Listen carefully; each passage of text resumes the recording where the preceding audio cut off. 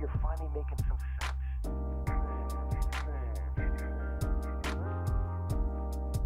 Now you're king. Now you're king. Now you're king. Now you're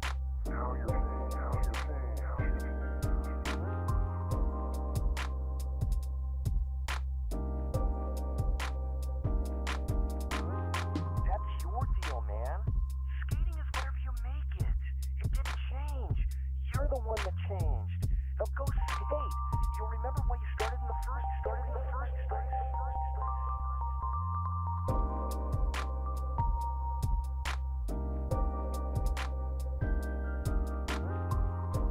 You'll remember why you started in the first place.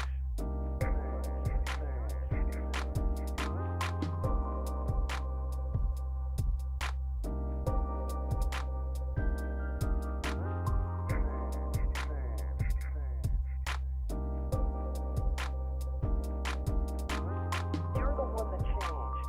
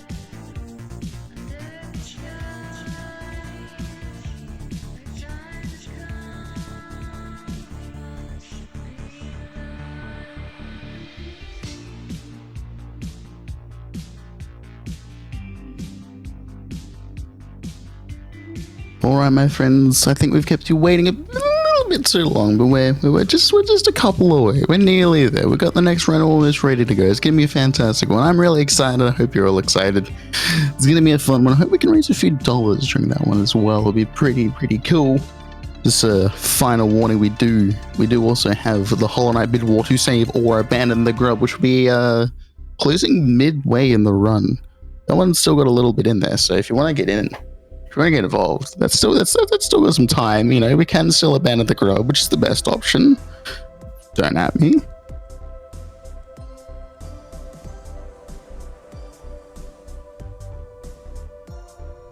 It's good to hear Clock's voice. It's good to hear my voice too. I hope you're doing good, CC. I hope you're doing good.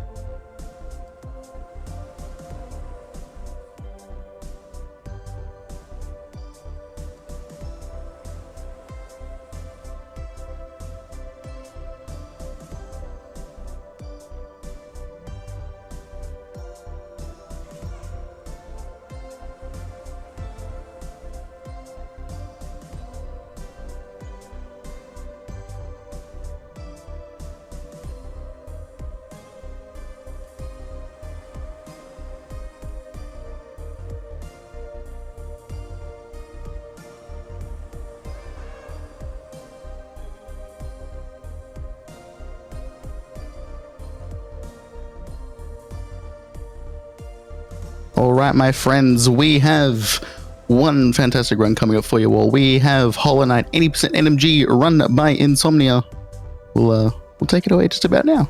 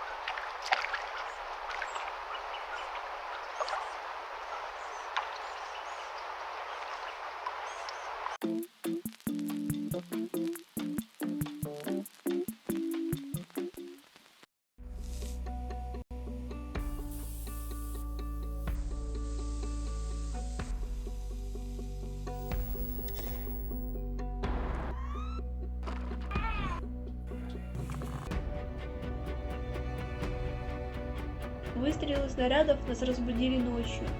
Это были страх и паника, безысходность.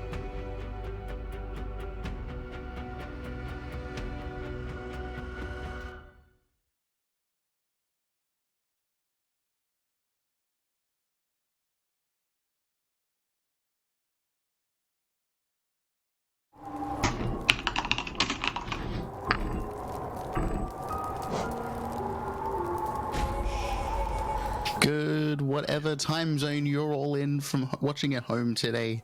Welcome back to us at 2022. Here we have the awesome Insomnia with Hollow Knight 80% NMG. Insomnia, the floor is yours. All right, cool. We'll get underway shortly if we're ready for the countdown and that. Yep. Yep, cool. All right, so time will start in 3, 2, 1, now.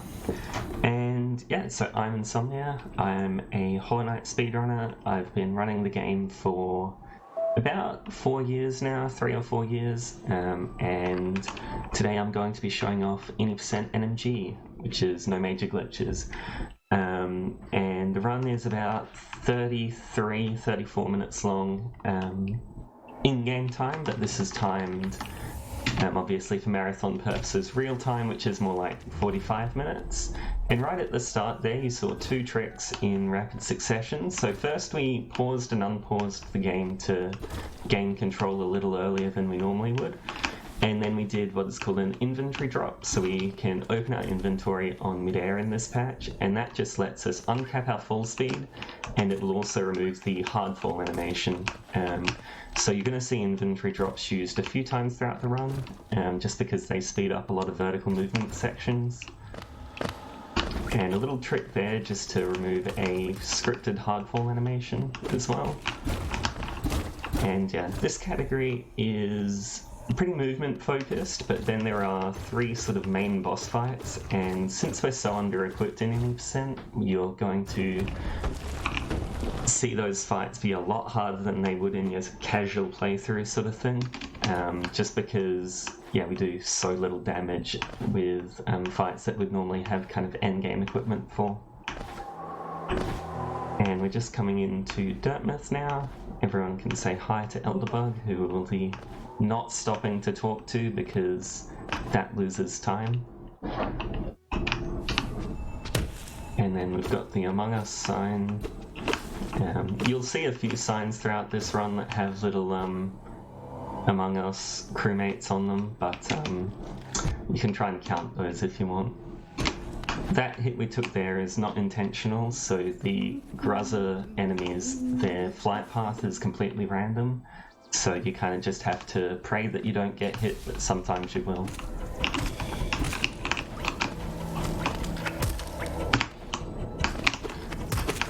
If we have any donations, this kind of early game section is probably your best bet to get any of those in. Absolutely, we did have a $15 donation come in during the intermission, which I already read out from the packle, but you know, I like to read out Frankazee out so much that I decided, let's hear it again. We also had $5 from Gaffy Taffy. It says, much love to Clock, May, Esset, and Hollow Knight speedrunning, and he put that $5 towards Abandon the Grub, which is the best option in my opinion. Absolutely. So yeah, that segues quite nicely into the donation incentive for this run, which is saving or abandoning the Beast End Grub. So that is just a grub that we pass by, and it loses basically no time to save it, so it kind of has become a thing between high-level 80% runners to either save or abandon the grub, and everyone is very invested in which they prefer and will judge you based off of your preference. I say high-level runners. This was in like 2019, 2020 when I was really getting into running the game, so it's still kind of a thing, but it's definitely a bit of the boomer in me that really likes this incentive. And this might look a little different to people's casual playthroughs, so we're actually going to skip the last 2 cycles of this fight by just breaking the door and leaving. That is a dev-intended shortcut, and yeah, it saves about 35 seconds, and we don't need the city crest or the 200 geo that the fight would normally reward us. And on the topic of Geo is really tight in the early game. We need enough to buy the Shaman Stone, which is the one charm that we'll be getting throughout the course of this run. But after that, it loosens up a fair bit until we need to afford a couple of things towards the end of the run. And we just picked up our first ability, the Vengeful Spirit. You'll hear that referred to as just a fireball, since that's basically what it is.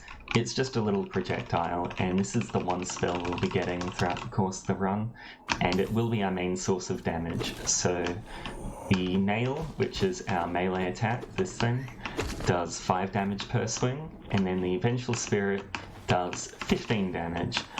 But you can also double or triple hit with it, which obviously would do 30 or 45 respectively.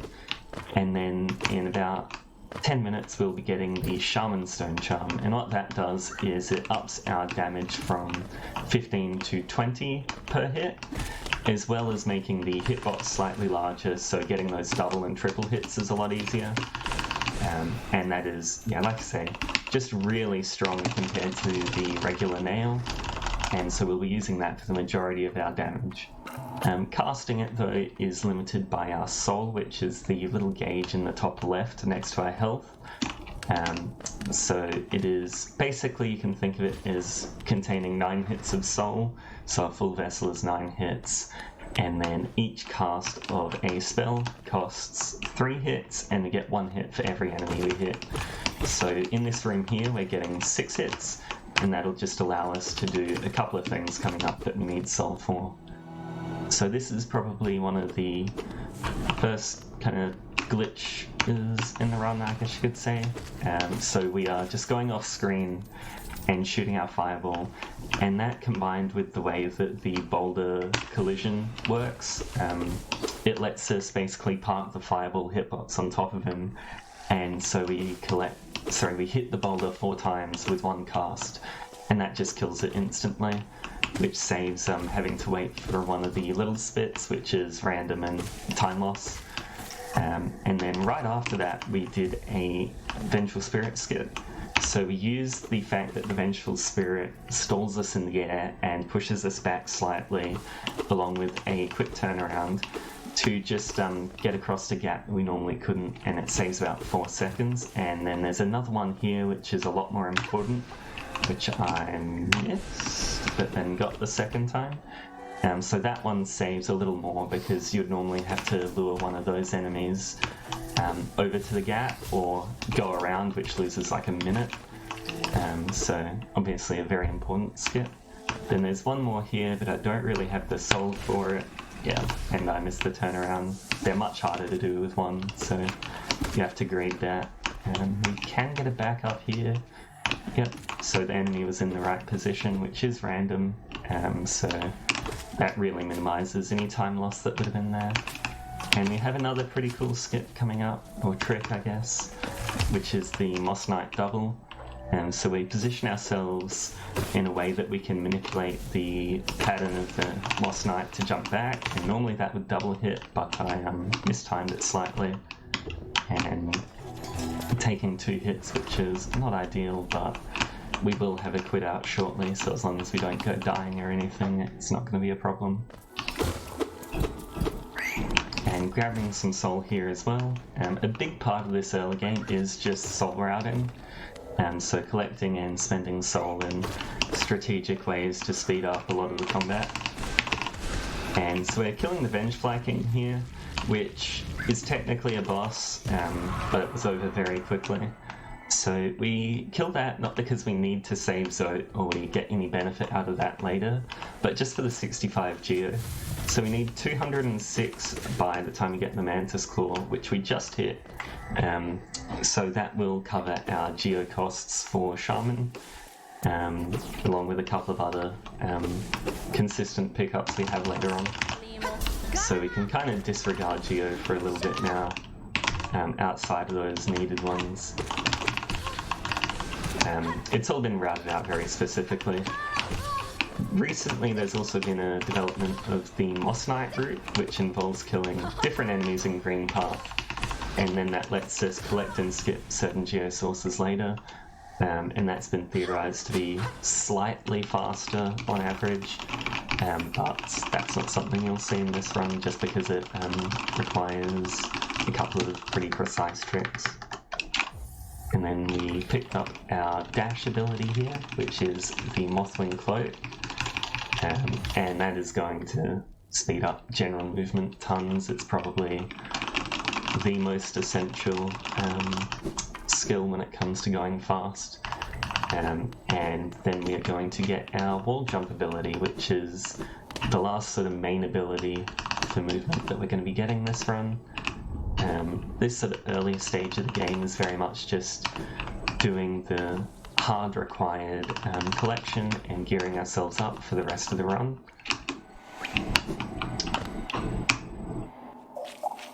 And you'll see some more use of inventory drops here, just to fall very quickly through this room. And then a cool little trick there where we use the knockback of a nail slash to get us across a gap that we otherwise wouldn't normally be able to cross. We would just dunk in the acid, but it pushes us back ever so slightly, so we can use that to just make it that little bit further we need to get.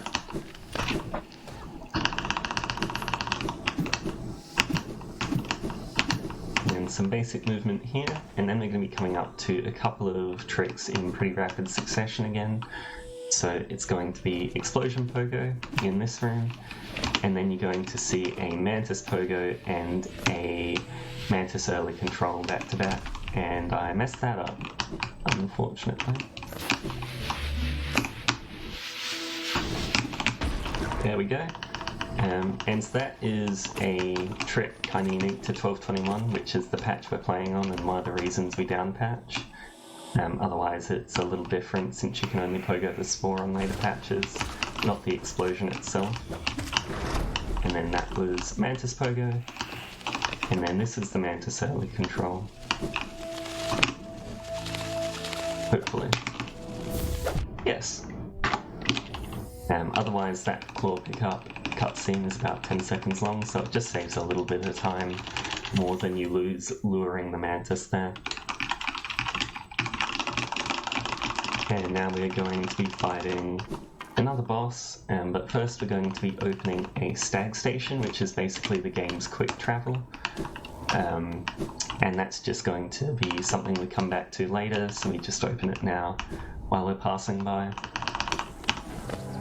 And so as mentioned, we're fine on Geo at the moment. We actually got a little more from Mantis Pogo, so we're on 214, and then we'll lose 50 buying the stag station, then we'll gain 64 from Bruzmother, the boss we're fighting in this split, and then we will spend 220 on Shamanstone. And I guess I'll use this as a chance to explain the death mechanic in this game. So when you die, you leave behind your shade, and you can pogo that shade. And so we actually use that for several skips, since otherwise it's not intended that we'd be able to get through a certain area that we're going to be going through to now. And that shade stores all of our money, which is Geo in this game. So if you die while your shade is out in the world, then you've permanently lost that money. It's very similar to Bloodstains in Dark Souls, if anyone is familiar with that kind of thing. So we're going to be avoiding doing that, otherwise we will run into some big problems. Alright, nice cleanup there.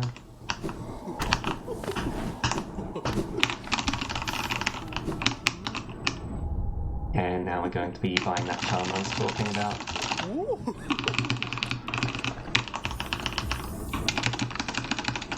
And we're now going to be rescuing Sly, who is a shopkeeper and another vendor in this game.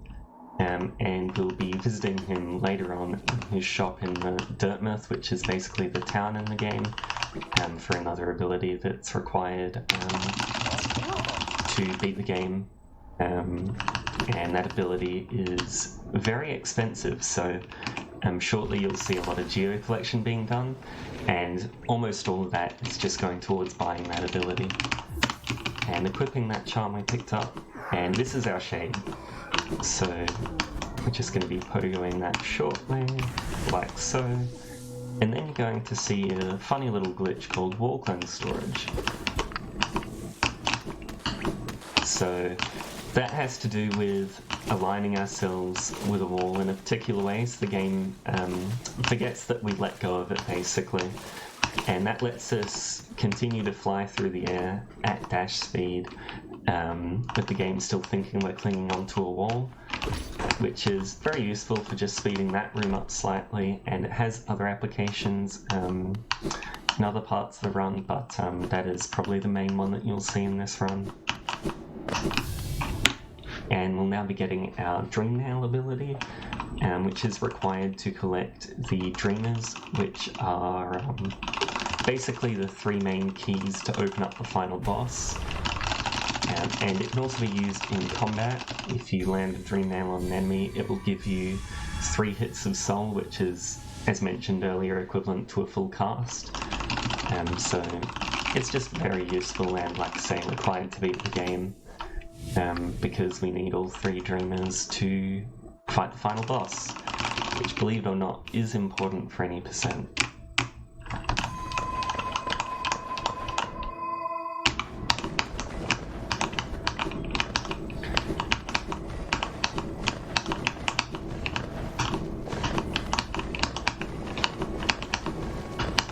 Just some, not too hard, but if you forget where you are, you're gonna fall platforming here to pick up said Dream Nail.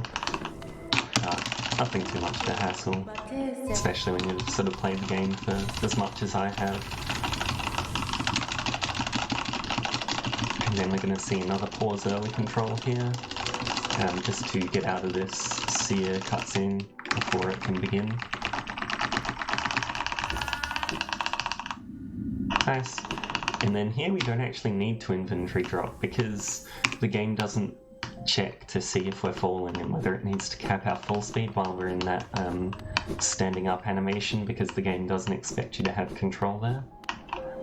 And now we're heading into the City of Tears, and the hardest fight in the game by far. For this run at least. It's definitely one of the hardest fights done in a speedrun, but there are harder versions, like in low percent. But of the commonly ran categories, this is certainly the hardest, I would say. And another small wall cling storage there, but I missed it, which is the main sort of use of wall cling storage, at least until recently, just small time saves and speed ups. And we're just picking up a relic here, which is kind of similar to the white soul pickups that you got in Dark Souls. Again, there was definitely some nods taken there, but basically you can take these to Lem, who is a vendor in this area, and cash them in for Geo, and they persist between deaths and stuff. It's just a safe way of carrying large sums of money around. And that's another one there. And in all, we'll be getting one more of that second kind of pickup, and then one of the first kind we got. And that in all will sell for that last bit of geo we need, combined with some other incidental money we run into along the way, just to get that last stuff we need for the lantern. And one other geo pickup here, just in the form of a very rich, very radiant enemy. There we go. Yeah, the very specific damage rotation worked out there, so that speeds that up a ton and removes a lot of the variance from the fight.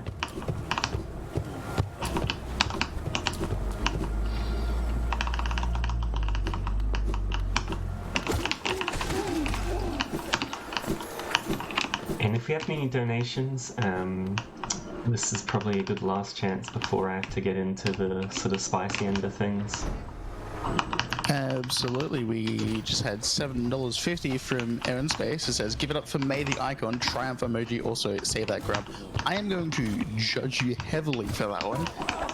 But regardless, Abandon the Grub's on $5 and Save the Grub's on $74.50. I think someone out there might have $70, and if they do, Abandon the Grub's gonna jump out in front. Exclamation mark donate if you want to get involved.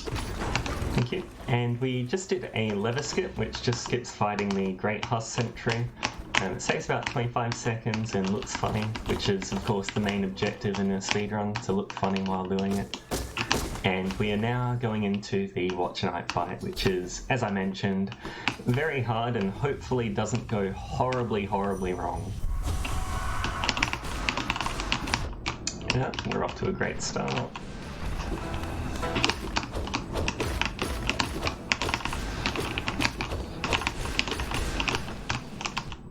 Oh god. Alright, that's not too bad, and we can heal back up to full. But now we get to do it two at once.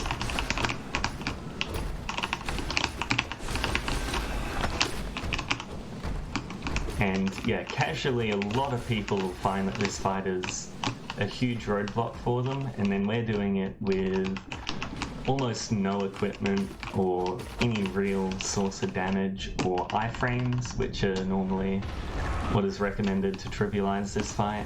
The Descending Dark spell in particular is kind of notorious for how easy it makes a lot of bosses, and this is probably the poster child for that.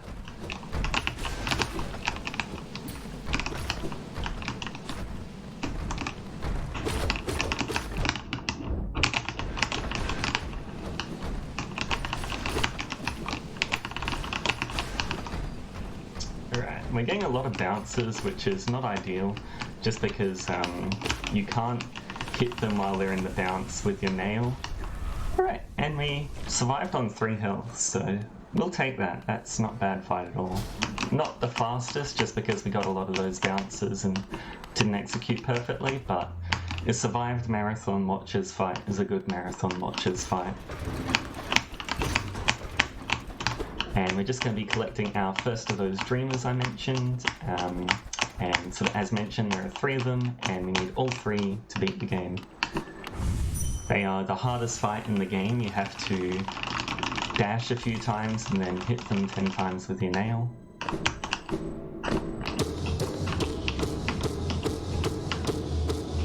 Very difficult. So the dreamers, this one and the next one we'll be collecting are both guarded by bosses, and then the third one doesn't have a boss, but it's guarded by a particularly difficult, I guess, movement, but then there's also enemies in their area, and that honestly is just as threatening. It's terrifying being on pace and going through that area. But we don't have to worry about that for now. We're going to be doing another inventory drop here, and then we are going to be collecting the rest of the geo we need for the run. So we have a relic here, which is the last one I mentioned, and then we have a chest here with even more money. We're looking for 1,222 here, so we're 11 short, which means leaving this area we just need to kill a couple more enemies, which is about what you expect for this geo route. There is 18 geo worth from a couple of enemies that we have in the geo route that's just very effective to get. And once we sell to Lem, which is the NPC coming up, that'll actually put us on 2,322 leaving the city is the actual cutoff we're looking for. And that just means that combined with a couple of enemies we have to kill later that drop fixed amounts of geo, we'll have enough to be fine for the rest of the run. We actually went past Lem's shop already, but we need to talk to him here to get him to move back and accept our junk so we can take his money.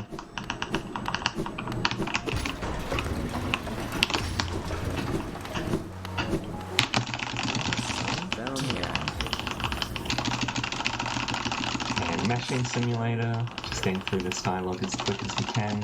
Which, on the topic of dialogue, you'll notice that all of the writing in this game is in Chinese. That's not because I can speak Chinese or find that the writing just, hits different. It's just faster. It's about 20 seconds faster than English over the course of a run for any percent, and obviously that's what we care about. And that's that last bit of geo we needed, so we are absolutely sorted for the rest of the run unless we somehow miss a huge amount of the devout geo.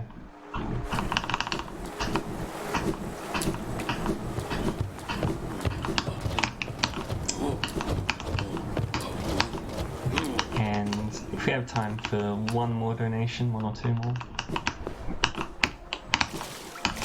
Absolutely. I kind of just want to give a little bit of a shout out to some of the amazing polls and targets we have coming up. After your run here later in the day, we've got Near Automata, choose language. German's on $20, and Japanese and English is still well in the running, both at $0, but that can change at any time. There's still a few hours left. We've also got the Wheel of Fortune bonus round. That's 150 out of $250. And new Super Mario Bros. Wii bonus 99 lives run. That's 10 out of $250. Any of you would like to get involved, you can type exclamation mark thanks in the chat. Take a look down below the stream. The donation link is all over the place. We've also got some amazing prizes, so you can take a look at the rewards tab. All of that is just up in there. Alright, perfect. And we just got that lantern, which was the absolute stonks ability that we were talking about earlier. So we spent 1,800, about 2,300 geo on that. And now we're going to get the Crystal Dash, which is why we need the lantern and is the game's Super Dash ability. There's a couple of acid pools that we otherwise wouldn't be able to cross without it. So we're just grabbing that now so we can get through here. Normally we'd be fine navigating dark rooms because we're speedrunners, we just memorize it. But that toll that I just interacted with, you can't interact with it all if you don't have the lantern. So it just means that it's required to beat the game. And we're coming up to a pretty cool trick here, which is called Pogaxe, named after the person who found it, axe to you. And oh my god, we don't mess it up. There we go. And that just saves a couple of seconds.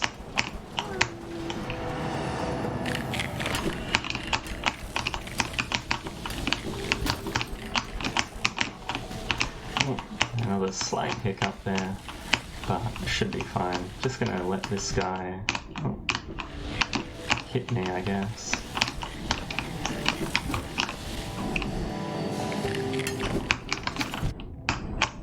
We're a little low on health, but if we just don't die, then that won't be a problem. This area is largely cycle locked. Like most rooms, all of the crystal crawler enemies in that are on cycles, so it's pretty consistent the damage he'll take, and there's only one damage tank left, so provided nothing goes catastrophically wrong, and we shouldn't really be in for any trouble. That said, marathons are a great place for things to go catastrophically wrong, so we'll see.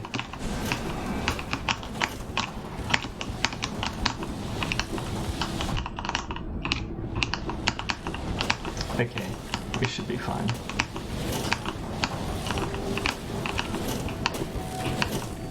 Yep, no worries. And we're coming up to Umu, which is kind of a notorious boss for being random and not fun at all in speedruns, since we're going for a 2-cycle which is very tight, and if you mess up at all you're going to miss it and lose 18 seconds. But then also Umu can randomly decide to do fast or slow attacks, and then it can also decide to do extra attacks in a cycle. It's just horrible. I think the best RNG there is about a 3% chance of, so it's by no means guaranteed, and you kind of just need to pray, otherwise you're going to lose time. And it's kind of a big roadblock when it comes to really optimizing the run, just because you can have a great run and then lose 15 seconds purely to RNG. Which, on the topic of optimizing the run, we had a new world record only a couple of days ago by Let. It's his first time holding the record, and he took it from Gwonky, and she had got it for the first time as well about a month ago. So the game's seeing a lot of high-level activity, not just in any percent as well. So it's definitely as good a time as any to get into the game and into the storylines and community. It's been really cool to see.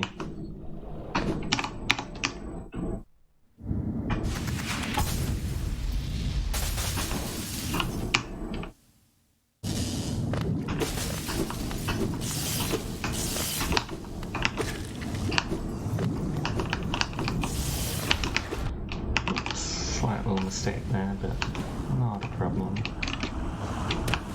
Alright, and so this is Umu, the orange jelly.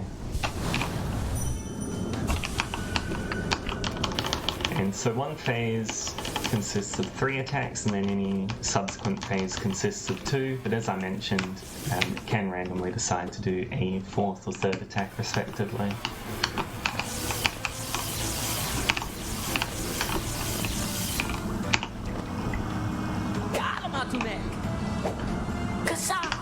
Oh god, I mistimed that slightly. Alright, so we will not be 2-cycling, unfortunately. That was an unfortunate mistake to make, but certainly don't expect to hit a 2-cycling marathon. And now we're just kind of vibing.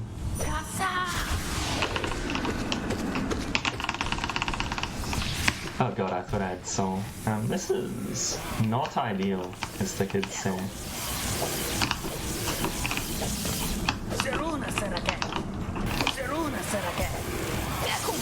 Please don't extra. What did I just say?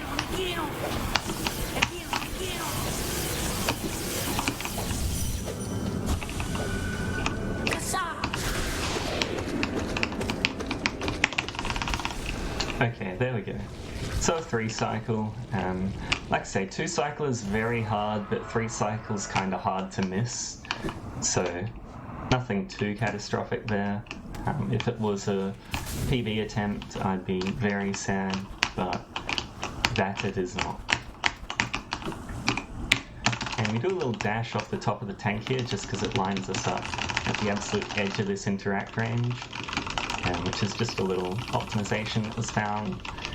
I want to say recently, but recently relative to the 4 years I've been running.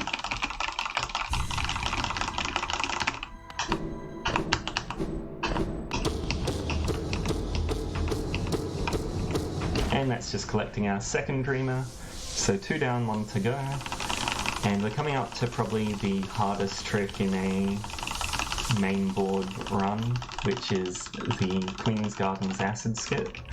And it is basically using that super dash ability we picked up earlier to circumvent either needing the Isma's Tear ability, which is the Acid Swim, or going around and taking about a 50-second detour. So hopefully that all goes well. It is not easy, but it can be kind of consistent with practice.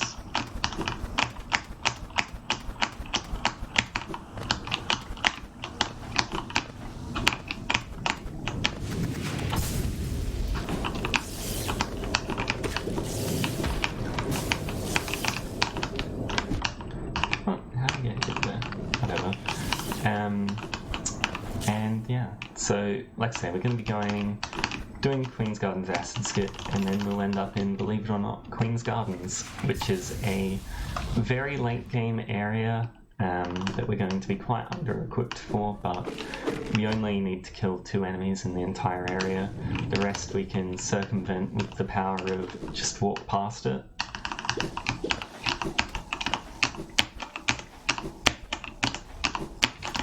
Oh, I had it and then cancelled it.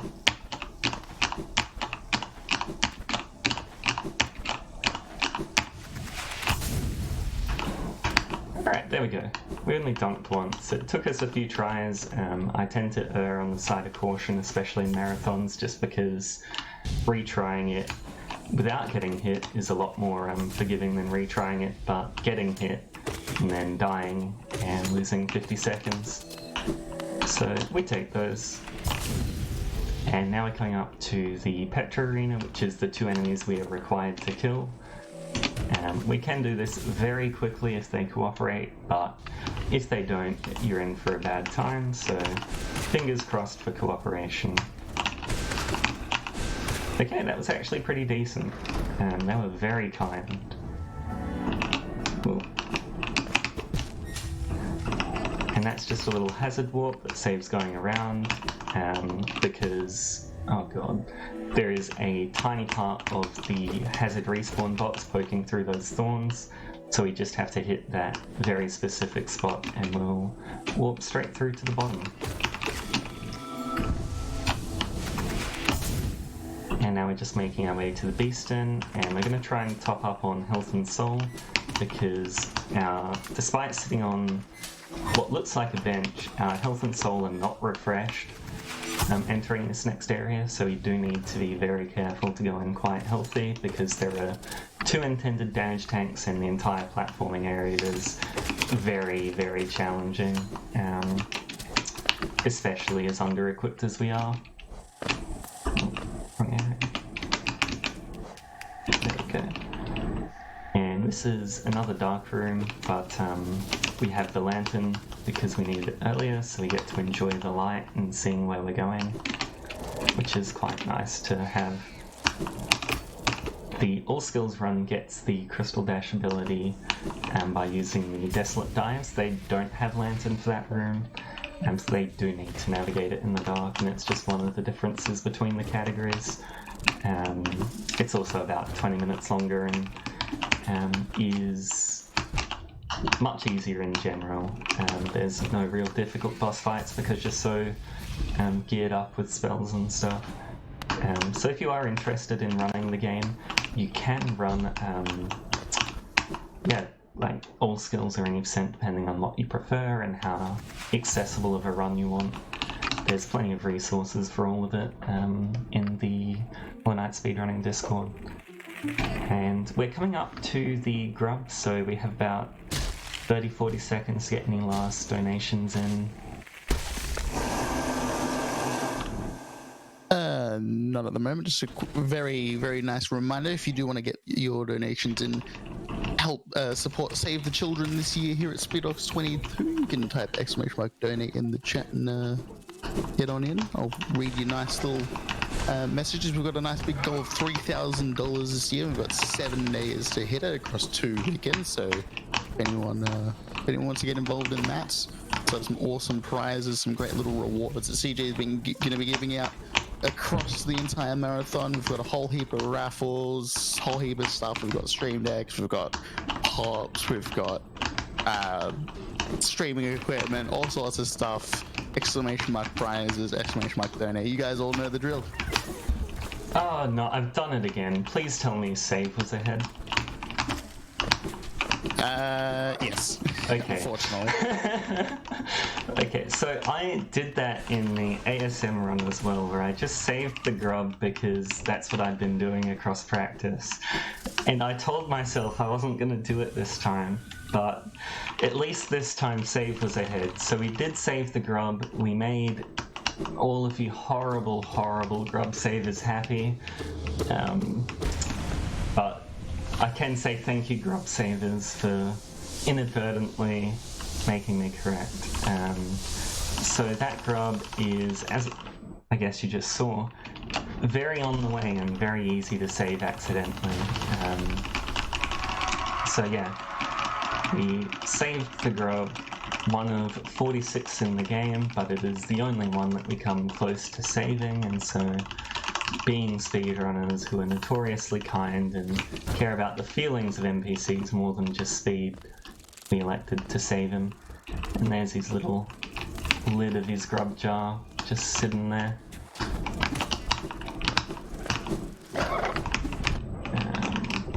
Alright, there we go.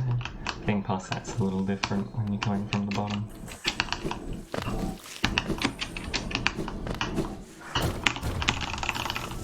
And we're going to do a trick called Firebell in a second.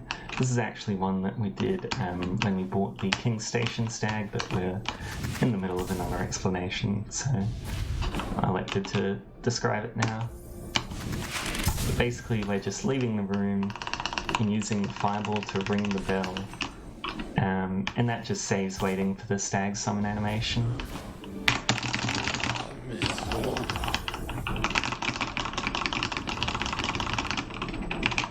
And now we're going into the Hollow Knight fight, who is the innocent final boss of the game. There is a true ending, but we pretend we do not see it. And one more pause early control there. And yet, then we're going into the Hollow Knight fight. It is the final boss of the game, but it also is required to beat it every single time you want to kill the true ending boss, so it's not that strong. It also received a pretty notable buff in the later patches of the game, but we don't need to worry about that because we're playing on an older version. And the main reason we do that is that Dreamer cutscenes are skippable, which takes about 37.5 seconds, and we had that lever skip we mentioned earlier, which saves another 20 odd.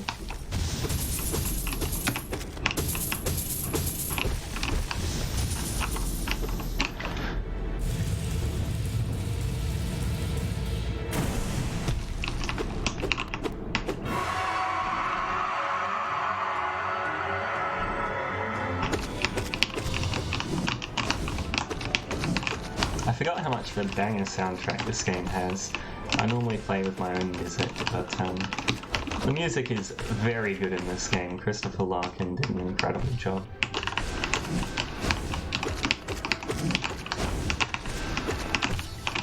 Team Cherry is the developers of this game, which is a very small studio, actually based in the city I live in, which is Adelaide, South Australia. And yeah, they put in a lot of work to this game and have actually made a pretty good one. And there is a sequel coming out, and that is no longer a deluded fantasy, it is actually coming out. So if you want to get on the ground floor of Silksong speedrunning, or you want to take part in Hollow Knight speedrunning, both of those can be found in the Hollow Knight speedrunning community server. It's full of amazing people and a huge part of why I've stuck with running the game. So yeah, absolutely do feel free to check that out. Otherwise, I don't have an official date yet for Silksong, so I'm keeping my clown mask on for now. The next 12 months, as of, what, 3 months ago or something? I don't get it. We've been hearing that for the last 5 I'm ready to believe. And also, yeah, thanks to Speed Docs for having me, thanks to Clock for hosting, and thank you everyone who watched as well and donated to an amazing cause. Time will be coming up in about 25 seconds.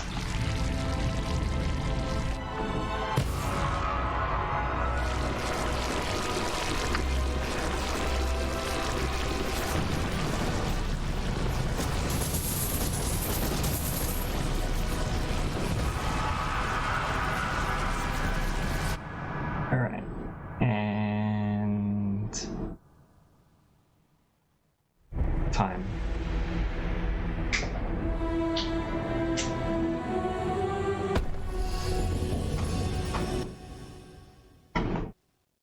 Alright, and that was Hollow Knight any percent.